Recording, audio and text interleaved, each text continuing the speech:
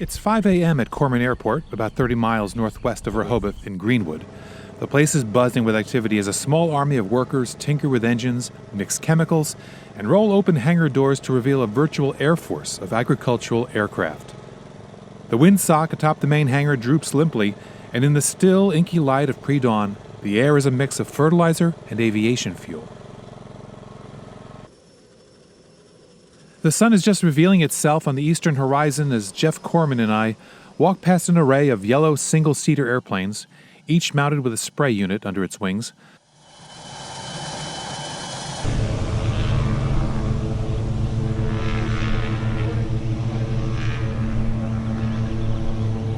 From a large hangar, a worker on a cart has just towed a two-engine twin Beechcraft.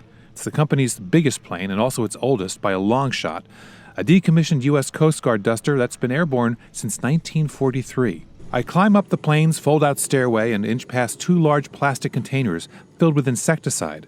We're heading to kill mosquitoes at the southern tip of Delmarva, about 80 miles south. The plane's dashboard is defiantly analog, with an array of dials and switches that Gregory Peck might have fiddled with in 12 o'clock high.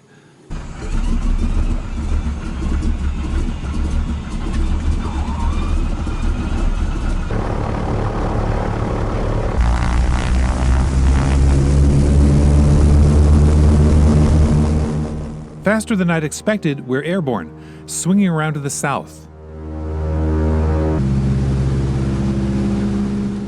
Chorman has issued me a pair of earplugs, but the roar of the right engine, just a few feet outside my open window, is deafening.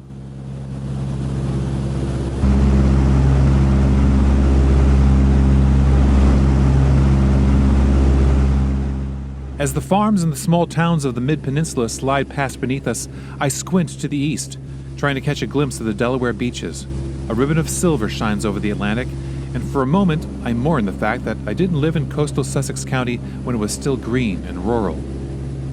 Still, for anyone fearing agriculture may be evicted from the region anytime soon, the view from 500 feet is reassuring. As far as I can see, the land is a patchwork quilt of farms, interrupted by the occasional long, low chicken shed.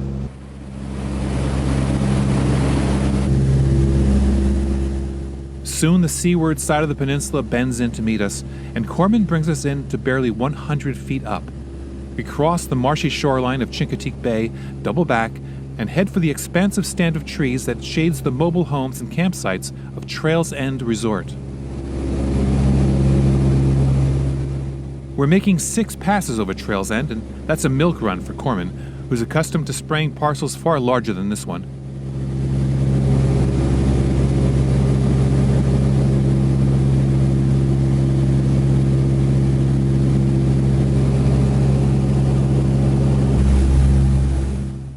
Each time we bank to the left over the bay, I look to the pilot's seat and see nothing but Chorman's profile and below him, sun-dappled water.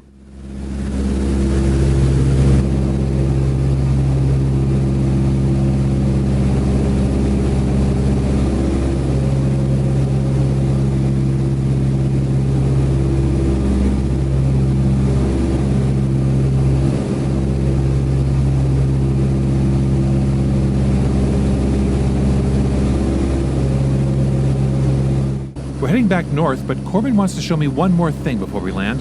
We're going to make a mock crop dusting run over a field of string beans.